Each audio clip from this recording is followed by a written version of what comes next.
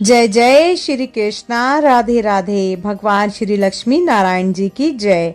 कार्तिक माह के शुक्ल पक्ष की एकादशी को देवउठनी एकादशी, देवोत्थान एकादशी, देवउठनी ग्यारस, प्रबोधिनी एकादशी आदि नामों से जाना जाता है। इस दिन श्री हरि विष्णु निद्रा से जागते हैं। ग्यारस के दिन ही तुलसी विवाह भी होता है। घरों में चावल के आटे से चौक मनाया जाता है। गन्ने के मंडप के बीच विष्णु भगवान की पूजा की जाती है। पटाखे चलाए जाते हैं। देव उठनी ग्यारस को छोटी दिवाली के रूप में भी मनाया जाता है। देव उठनी या देव प्रबोधिनी ग्यारस के दिन से मंगल आयोजनों के रुके हुए रथ को पुनः गति मिल जाती है। कार्तिक शुक्ल एकादशी का यह दिन तुलसी विवाह के रूप में भी मनाया जाता है और इस दिन पूजन के साथ ही यह कामना की जाती है कि घर में आने वाले मंगल कार्य निर्विघ्न संपन्न हो। तुलसी का पौधा क्योंकि पर्यावरण तथा प्रकृति का भी घोतक है, अतः इस दिन यह संकेत भी दिया जाता है कि औषधीय पौधे तुलसी की तरह सभी में हरियाली एवं स्वास्थ्य के प्रति सजगता का प्रसार हो। इस दिन तुलसी के पौधों का दान भी किया जाता है। 4 महीनों के शयन के पश्चात जागे भगवान विष्णु इस अवसर पर शुभ कार्यों के पुनः आरंभ की आज्ञा दे देते हैं, अतः इस दिन को विशेष पूजा अर्चना के साथ मनाया जाता है। इस दिन से विवाह के अतिरिक्त उपनयन, गृह प्रवेश आदि अनेक मंगल कार्य को संपन्न करने की शुरुआत कर दी जाती है। इस दिन पूजन के साथ व्रत रखने को भी बड़ा महत्व दिया जाता है। महिलाएं इस दिन आंगन में गेरू तथा खड़ी से मांडे सजाती हैं और तुलसी विवाह के साथ ही गीत एवं भजन आदि के साथ सभी उत्सव मनाए जाते हैं। देव प्रबोधिनी एकादशी पर मंदिरों व घरों में भगवान लक्ष्मी नारायण की पूजा अर्चना की जाएगी और शाली ग्राम तथा तुलसी विवाह भी होंगे। दीपावली के 11 दिन बाद देव प्रबोध उत्सव और तुलसी के विवाह को देव उठनी ग्यारस कहते हैं। एकादशी को यह पर्व बड़े उत्साह से मनाया जाता है। क्षीर सागर में शयन कर रहे श्री हरि विष्णु को जगाकर उनसे मांगलिक कार्यों की शुरुआत कराने की प्रार्थना की जाती है। मंदिरों के और घरों के गन्नों के मंडप बनाकर श्रद्धालु भगवान लक्ष्मी नारायण का पूजन कर उन्हें बेर, चने की भाजी, आंवला सहित अन्य मौसमी फल और सब्जियों के साथ पकवान का भोग अर्पित करेंगे। मंडप में शालीग्राम की प्रतिमा तथा तुलसी का पौधा रखकर उनका विवाह कराया जाएगा। इसके बाद मंडप की परिक्रमा करते हुए भगवान से कुंवारों के विवाह कराने और विवाहितों के गोना कराने की प्रार्थना की जाएगी। दीप मालिकाओं से घर को रोशन किया जाएगा और बच्चे पटाखे जलाकर खुशियां मनाएंगे।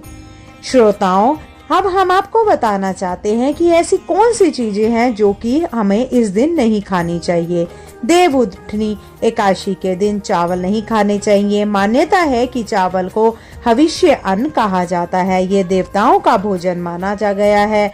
ऐसे में इस दिन चावल खाने से व्यक्ति के सारे पुण्य नष्ट हो जाते हैं और एकादशी तिथि पर जो मसूर की दाल, बैंगन और सेम फली को खाना भी वर्जित माना जाता है। साथ ही भोजन में प्याज और लहसुन का इस्तेमाल नहीं करना चाहिए। एकादशी के दिन भगवान नारायण को पान अर्पित किया जाता है। ऐसे में व्यक्ति को पान नहीं खाना चाहिए और इस दिन मांस, मदिरा और अन्य तीखी व मसालेदार चीजों का सेवन भी नहीं करना चाहिए। यह पूरी तरह से सात्विक भोजन करना चाहिए। देव उठनी एकादशी के दिन किसी दूसरे के घर का भोजन नहीं करना चाहिए। जहाँ तक कि दूसरों के घर का पानी भी नहीं पीना चाहिए। इन बातों का ध्यान जरूरी है हमें रखना। इसके साथ साथ दशमी के दिन ही सूर्यास्त से पहले घर में झाड़ू लगा ले। एकादशी के दिन झाड़ू लगाने से परहेज करें, क्योंकि झाड़ू लगाते समय भूलवंश कई सूक्ष्म जीव मर जाते हैं जिसका पाप लगता है। बाल, दाढ़ी या नाखून आदि काटने से भी हमें परहेज करें। साथ ही ब्रह्मचर्य का पालन जरूर करें। एकादशी की रात को देर तक जागरण करके भगवान के भजन कीर्तन करें। व्रत वाले दिन भी सोए नहीं। इस दिन तुलसी का पूजन किया जाता है। ऐसे में तुलसी के पौधे को तोड़ने की गलती ना करें। किसी की बुराई ना करें, झूठ ना बोलें और चुगली ना करें। बड़े बुजुर्गों का अपमान ना करें और घर में कलेश कदापि ना करें। ऐसे करें 11 के दिन पूजन। देवउठनी एकादशी के दिन ब्रह्म मुहूर्त में जल्दी उठकर स्नान करना चाहिए। इस दिन घर के दरवाजे को पानी से स्वच्छ करना चाहिए। फिर चूने व गेरू से देवा बनाने चाहिए। उसके ऊपर गन्ने का मंडप सजाने के बाद देवताओं की स्थापना करनी चाहिए। भगवान विष्णु का पूजन करते समय गुड़, रुई, रोली, अक्षत, चावल या पुष्प रखना चाहिए। पूजन में दीप जलाकर देव उठने का उत्सव मनाते हुए उठो देव बैठो देव का गीत गाना चाहिए।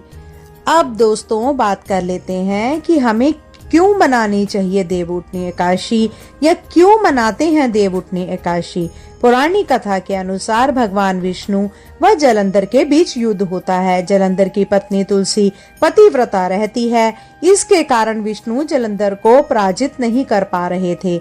जलंधर को पराजित करने के लिए भगवान युक्ति के तहत जलंधर का रूप धारण कर तुलसी का सतीत्व भंग करने पहुंच गए। तुलसी का अस्तित्व भंग होने से ही भगवान विष्णु जलंधर को युद्ध में पराजित कर देते हैं। युद्ध में जलंधर मारा जाता है। भगवान विष्णु तुलसी को वरदान देते हैं कि वे उनके साथ पूजी जाएंगी। एक अन्य कथा के अनुसार गंगा राधा को जड़त्व रूप हो जाने व राधा को गंगा के जल रूप हो जाने का शाप देती है। राधा व गंगा दोनों ने भगवान कृष्ण को पाषाण रूप हो जाने का शाप दे दिया और जिसके कारण ही राधा तुलसी गंगा नदी और कृष्ण शालिग्राम के रूप में प्रसिद्ध हुए। पर बोधिनी एकादशी के दिन शालिग्राम, तुलसी व शंख का पूजन करने से विशेष पुण्य की प्राप्ति होती है। देव प्रबोधिनी एकादशी का महत्व शास्त्रों में उल्लेखित है।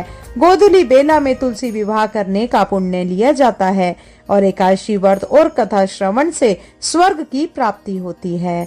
आइए श्रोताओं सुनते हैं व्रत कथा। बोलो श्री विष्णु भगवान की जय। पौराणिक कथा के अनुसार एक राज्य में सभी लोग एकादशी व्रत रखते थे। उस दिन नगर के किसी भी व्यक्ति या पशु पक्षी को अन्न का एक दाना भी नहीं दिया जाता था। एक समय ऐसा हुआ कि किसी दूसरी जगह का व्यक्ति राजा के दरबार में पहुंचा और नौकरी देने की प्रार्थना करने लगा। तब राजा ने कहा कि नौकरी तो ठीक है, लेकिन शर्त यह है कि माह में 2 दिन एकादशी व्रत के दिन अन्न नहीं मिलेगा। राजा ने नौकरी की यह शर्त बताई। उस व्यक्ति ने नौकरी के लिए राजा की शर्त मांग ली और अगले माह एकादशी का व्रत था। उस दिन उसे अन्न नहीं मिला। उसे फलाहार की सामग्री दी गई। वह राज दरबार में पहुंचा और राजा से कहने लगा कि फलाहार से उसका पेट नहीं भरेगा, उसे अन्न चाहिए। यदि अन्न नहीं खाएगा तो उसके प्राण निकल जाएंगे। वह राजा के सामने गिड़गिड़ाने लगा। राजा ने उस व्यक्ति को नौकरी की शर्त याद दिलाई। फिर भी वह राजा से अन्न की मांग करता रहा। उसकी स्थिति को देखकर राजा ने उसे अन्न देने का आदेश दे दिया। उसे आटा, चावल और दाल मिल गया। वह नदी के तट पर पहुंचा और सबसे पहले स्नान किया, फिर भोजन तैयार करने लगा। जब खाना बन गया तो उसने भगवान से प्रार्थना की कि भोजन तैयार है, आप भोजन ग्रहण करें। उसकी प्रार्थना सुनकर भगवान विष्णु अपने चतुर्भुज स्वरूप में पीले वस्त्र धारण किए प्रकट हुए। उसने प्रभु के लिए भोजन परोसा। भगवान विष्णु अपने उस भक्त के साथ भोजन करने लगे। भोजन के बाद भगवान अपने लोक वापस और वह व्यक्ति अपने काम पर चला गया। जब अगली एकादशी आई तो उसने राजा से कहा कि उसे 2 गुना अन्न दिया जाए। पहली एकादशी पर वह भूखा ही रह गया, क्योंकि उस दिन साथ में भगवान ने भी भोजन किया। उतने अन्न में दोनों भोजन ठीक से नहीं कर पाते हैं। उसकी बात सुनकर राजा अड़चन में पड़ गया। राजा ने कहा कि तुम्हारी बात पर विश्वास नहीं है कि तुम्हारे साथ भगवान भोजन करते हैं। वह तो सभी एकादशी व्रत करता है, पूजा पाठ करता है, लेकिन आज तक भगवान ने उसे दर्शन नहीं दिए। इस पर नौकर ने राजा से कहा कि आपको विश्वास ना हो तो आप साथ में चलकर स्वयं ही देख लें। एकादशी के दिन राजा एक पेड़ के पीछे छिप गया। नौकर ने हमेशा की तरह नदी में स्नान किया और भोजन तैयार कर दिया। उसने कहा कि भगवान भोजन तैयार है, आप भोजन ग्रहण करें। इस बार भगवान नहीं आए। उसने कई बार पुकारा लेकिन भगवान नहीं आए। तब उसने कहा कि यदि आप नहीं आएंगे तो वह इस नदी में कूदकर जान दे देगा। उसने फिर भगवान को पुकारा लेकिन भगवान नहीं आए तो वह नदी में कूदने के लिए आगे बढ़ा। तभी भगवान प्रकट हो गए और उसे रोक लिया। वे उसके साथ बैठकर भोजन किए और उसके बाद उसे अपने विमान में बिठा लिया और अपने साथ अपने धाम लेकर चले गए। यह देखकर राजा को ज्ञात हुआ कि मन की शुद्धता के साथ ही व्रत और उपवास का फल मिलता है। उसके बाद से राजा भी पवित्र मन से व्रत और उपवास करने लगा। जीवन के अंत में उसे भी स्वर्ग की प्राप्ति हुई। देव प्रबोधिनी एकादशी की व्रत की दूसरी कथा। एक राजा था, उसके राज्य में प्रजा सुखी थी। एकादशी को कोई भी अन्न नहीं बेचता था, सभी फलाहार करते थे। एक बार भगवान ने राजा की परीक्षा लेनी चाहिए। भगवान ने एक सुंदरी का रूप धारण किया और सड़क पर बैठ गए। तभी राजा उधर से निकला और सुंदरी को देख चकित रह गया। उसने पूछा, हे सुंदरी, तुम कौन हो और इस तरह यहाँ क्यों बैठी हो? तब सुंदर स्त्री बने भगवान बोले, मैं निराश्ता हूँ, नगर में मेरा कोई जानना पहचानना नहीं है, किसकी सहायता मांगू? राजा उसके रूप पर मोहित हो गया और वह बोला, तुम मेरे महल में चलकर मेरी रानी बनकर रहो। सुंदरी बोली, मैं तुम्हारी बात मानूंगी, पर तुम्हें राज्य का अधिकार मुझे सौंपना होगा। राज्य पर मेरा पूर्ण अधिकार होगा। मैं जो भी बनाऊंगी तुम्हें खाना होगा।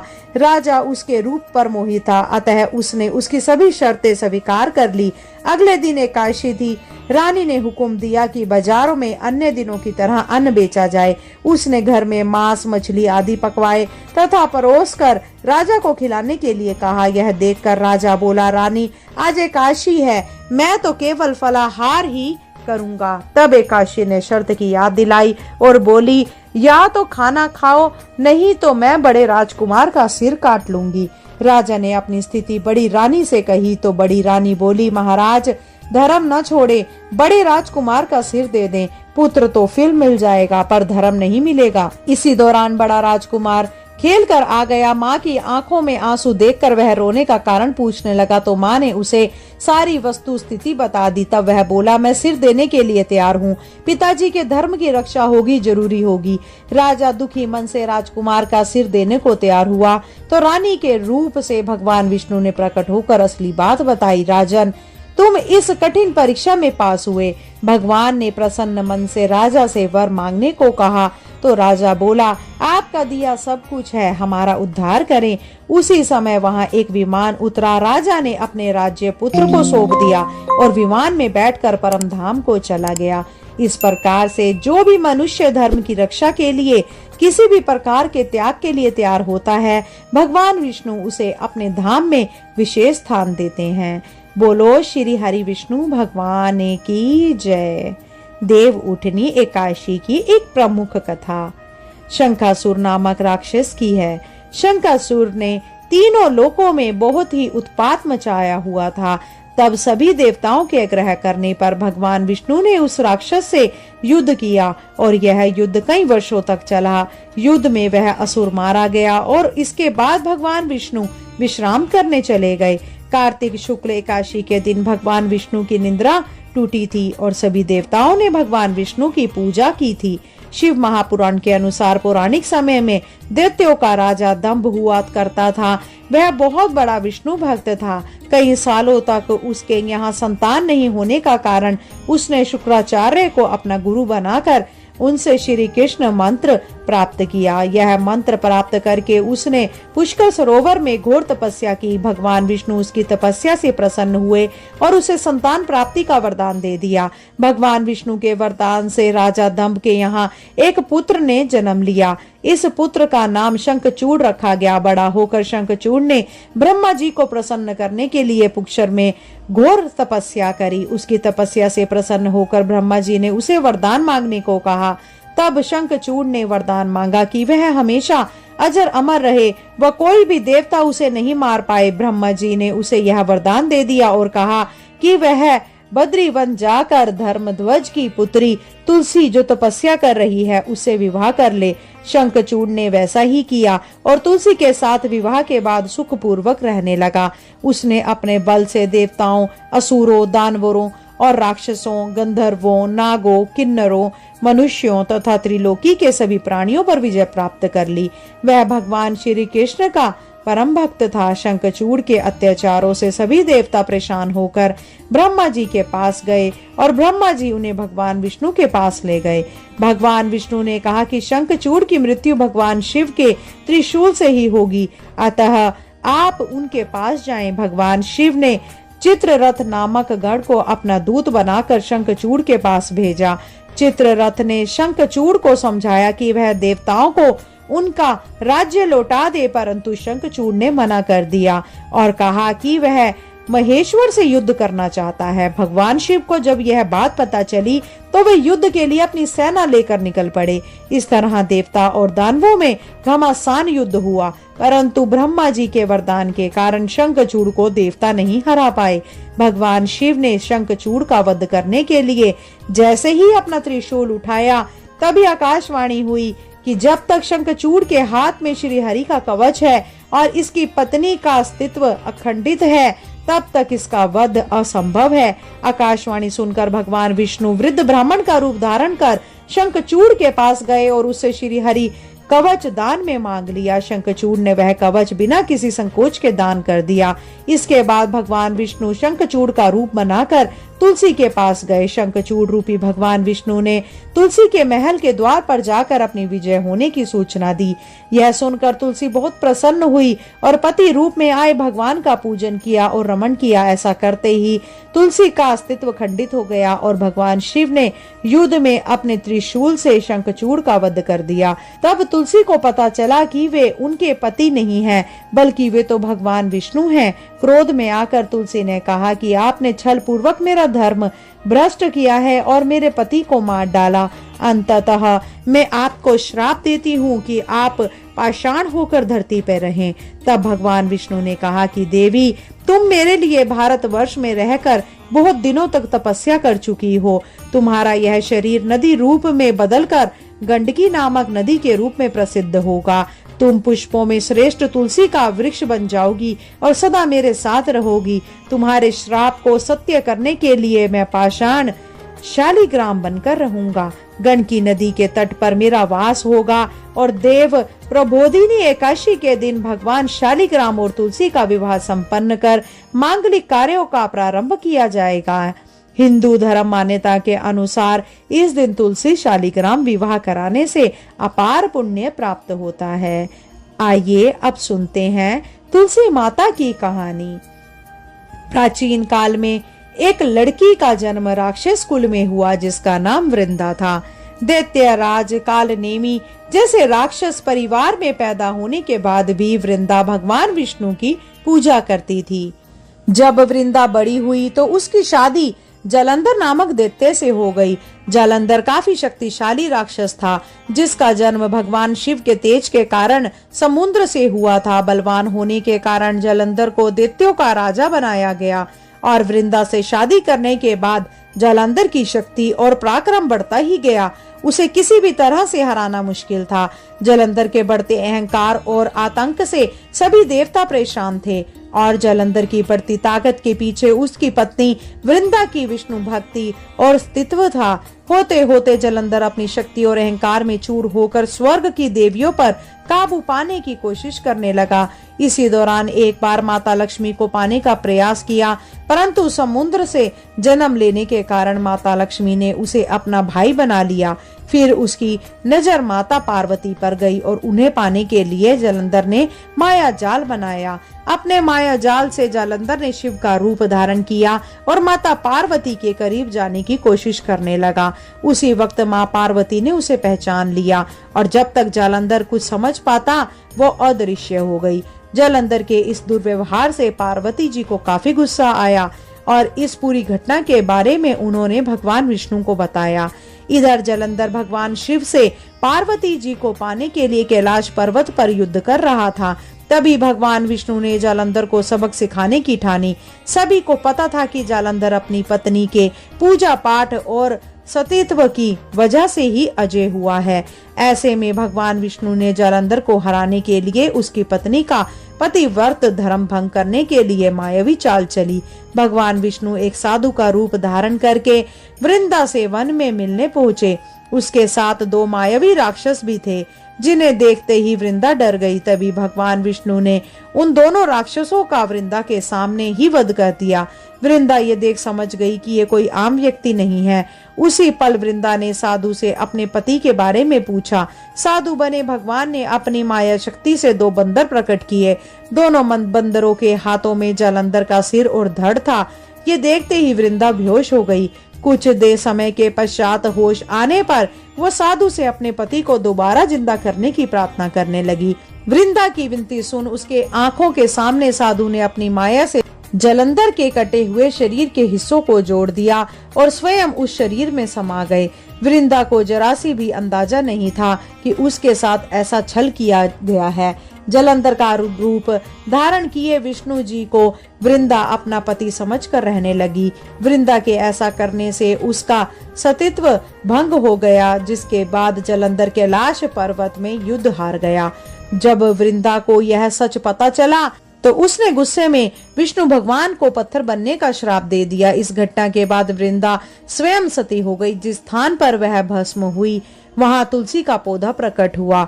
विष्णु भगवान वृंदा की पति भक्ति से प्रसन्न हुए और उन्होंने कहा कि हे वृंदा, तुम्हारी पति भक्ति देखने के बाद तुम मुझे प्रिय लगने लगी हो। अब सदैव तुम मेरे साथ तुलसी के रूप में रहोगी।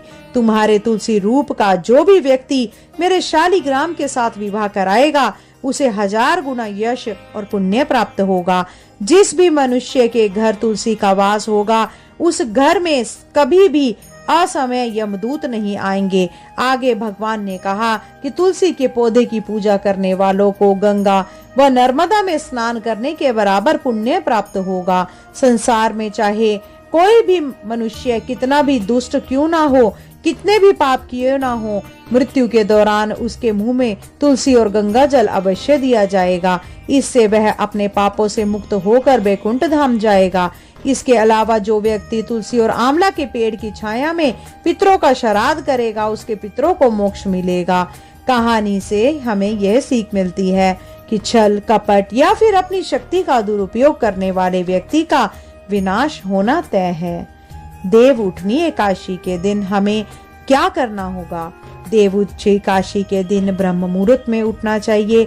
इस दिन सच्चे मन से भगवान विष्णु और माँ लक्ष्मी और तुलसी जी का पूजन करना चाहिए। देवउठनी एकादशी व्रत को विधि पूर्वक करना चाहिए। व्रत का पारण द्वादशी तिथि में ही करना चाहिए और मंदिर या गरीब लोगों में अन्न, धन और गर्म वस्त्र का दान अवश्य करना चाहिए। श्री हरि को फल और मिठाई का भोग लगाना चाहिए। भोग थाली में तुलसी दल को जरूर शामिल करें। मान्यता है कि तुलसी के पत्ते के बिना प्रभु भोग स्वीकार नहीं करते। सुबह की पूजा अर्चना करने के बाद दिन में सोना नहीं चाहिए। इस दिन श्री हरि का कीर्तन अवश्य करना चाहिए। देवउठनी एकादशी के दिन हमें क्या नहीं करना चाहिए? देवउठनी एकादशी के दिन तामसिक भोजन का सेवन ना करें। इस दिन चावल का सेवन भूलकर भी नहीं करना चाहिए। तुलसी के पत्तों को ना तोड़ें क्योंकि माँ लक्ष्मी एकादशी का व्रत रखती हैं। व्रत के दौरान तुलसी के पत्ते तोड़ने से व्रत खंडित होता है। एकादशी के दिन तामसिक चीजों के सेवन से दूर रहें। घर और परिवार में किसी से भी वाद विवाद ना करें। इसके अलावा धन की बर्बादी ना करें। बड़े बुजुर्गों और महिलाओं का अपमान ना करें। घर को गंदा ना रखें क्योंकि माँ लक्ष्मी का वास साफ सफाई वाली जगह पर ही होता है। श्रोताओं, अगर आपको वीडियो अच्छी लगी हो तो वीडियो को लाइक करें और इसी के साथ साथ शेयर भी करें और अगर आप चैनल पे नए हैं तो सब्सक्राइब जरूर कीजिएगा। चलिए दोस्तों, आज के लिए इतना ही। फिर से जल्द मिलते हैं नई वीडियो, नई जानकारी के साथ। जब तक के लिए जय श्री हरि विष्णु जी की।